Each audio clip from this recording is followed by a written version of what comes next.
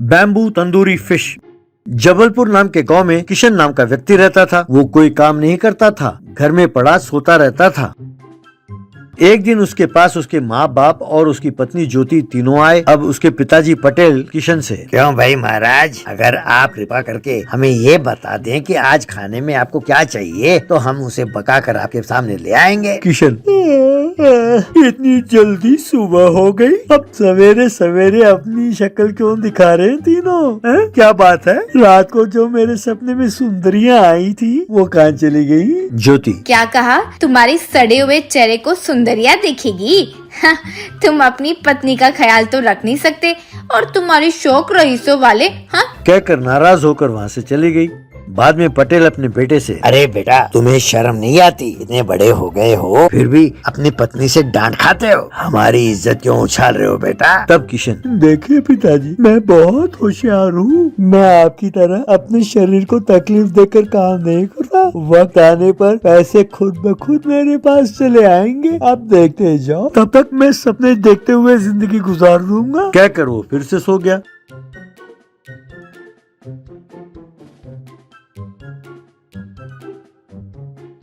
कुछ दिन यूं बीत गए। एक दिन पटेल अपने भाई राजाराम के पास गया और उससे किशन के बारे में कहते हुए बहुत दुखी हुआ। तब राजाराम, भाई साहब, सच कहूँ तो किशन बहुत होशियार है, लेकिन वो बहुत आलसी है। ऐसे लोगों को यूं ही नहीं छोड़ देना चाहिए, उन्हें एक जोर का झटका देना चाहिए। अरे भाई साहब, आप उसकी चिंता छोड़ दो। यहाँ जंगल के अंदर एक गांव है, वो मेरे ही दोस्तों का गांव है। मैं उसे वहाँ छोड़ दूंगा, बस इसका आलस सब कुछ दूर हो जाएगा। तब पटेल, अरे भाई, तुम कुछ भी करो, उसे सुधार दो, यही मेरे लिए काफी है। फिर ज्योति ने किशन के खाने में कोई नशीली पदार्थ मिलाया और उसे खिलाया। उसे खाते ही किशन बेहोश हो गया।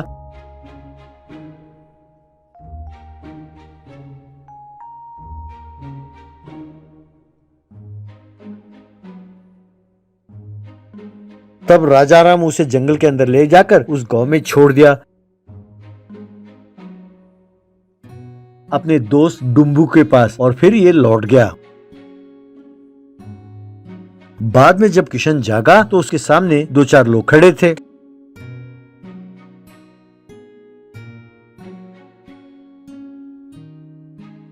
किशन उनसे, अरे भाई, तुम लोग कौन हो यार? अरे मैं अप्सराओं का सपना देख रहा था और तुम लोग आकर खड़े हो गए मेरे सामने। अब तुम लोग जाओ, मैं तुम्हारा सपना देखता हूँ। तब डुम्बू किशन से, अरे जल्दी ना करो भैया, हम लोग शंकु राज्य के हैं। तुम जैसे लोग जो अपने आप को बड़े होशियार समझते हैं, हम ऐसे लोगों को ढूंढ ढूंढ निकाल कर हमारे पास ले आते हैं। अगर हमारे सामने अपनी होशियारी प्रूव कर लिया तो ठीक है, वरना उन्हें चबा चबा कर निकल जाते हैं। तब किशन, क्या बात कर रहे हो तुम? तुम्हारा दिमाग ठीक है ना? मैं तुम लोगों के साथ फुटबॉल खेलूंगा, तुम लोग मुझे नहीं जानते। तब उन चारों को बहुत गुस्सा आया। उन्होंने डंडे से किशन को खूब मारा। वो मार बर्दाश्त ना करके किशन, अरे भैया, मैं तुम लोगों के हाथ जोड़ता हूँ, अरे मुझे मारना छोड़ो और बताओ कि मुझे करना क्या होगा। तब डुम्बू, अरे देखो भैया, यहाँ साइट सीइंग के लिए बहुत सारे लोग आते हैं। यहाँ पे जो वस्तुएं पड़ी हैं, तुम इनकी मदद से हमें 1 लाख रुपए कमा कर दो। फिर तुम अपनी मर्जी से जहाँ जाना चाहो जाओ। और हाँ, ये खास बात है, तुम यहाँ से भागने की कोशिश मत करना, क्योंकि हर पेड़ के ऊपर हमारे आदमी तैनात हैं। अगर तुम उनके हाथ लग गए तो सीधा खा जाएंगे, समझे? कहकर वहाँ से चला गया।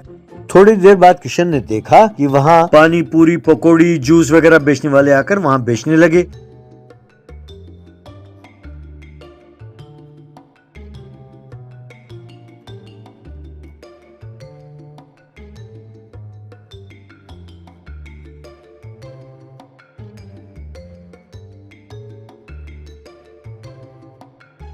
अब किशन अपने मन में, यहाँ सब कुछ तो बेच रहे हैं ये लोग, अब मैं क्या बेचूं? थोड़ी देर सो जाऊंगा तो शायद कोई आइडिया मिल जाए। चलो सोता हूँ। ना रे बाप रे, ये लोग आकर मार भी सकते हैं मुझे, इनका कोई भरोसा नहीं। कुछ ना कुछ करके यहाँ से भाग जाना होगा, कहकर सारे गांव के चक्कर लगाने लगा। बाद में एक व्यक्ति के पास गया और अपने किडनैप होने की बात उससे कही। तब वो व्यक्ति, अरे भैया, ये तो मुझे भी किडनैप करके ही लाए हैं। तुम हमें अपना दुखड़ा ना सुनाओ, तुम जाकर अपना काम करो भैया। तब हार मानकर किशन आसपास कुछ वस्तुओं की तलाश करने लगा। तभी उसने कुछ लोगों को वहां तालाब में मछली पकड़ते हुए देखा।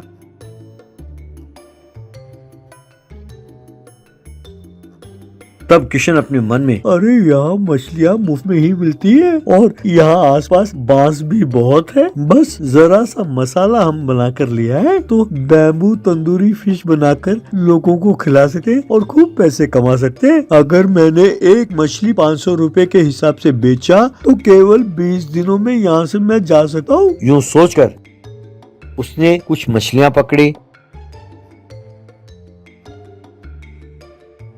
और फिर उन्हें बांस के अंदर बांधकर बैम्बू तंदूरी फिश बनाकर लोगों को बेचने लगा।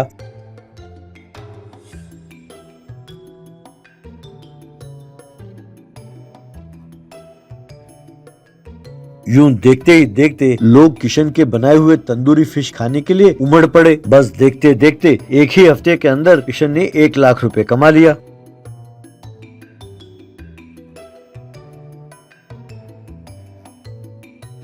तब किशन खुशी खुशी डुम्बू के पास गया और उसे वो सारे पैसे दे दिए।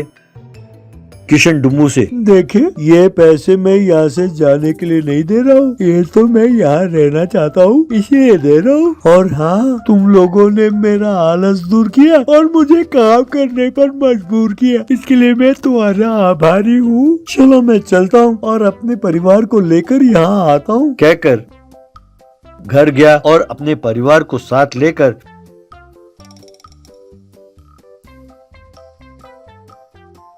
फिर डुम्बू के गांव में आकर बैम्बू तंदूरी फिश बेचकर खूब पैसे कमाने लगा।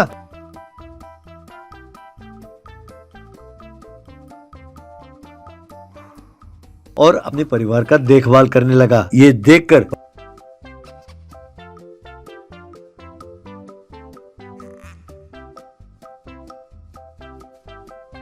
पटेल ने राजा राम को धन्यवाद कहा।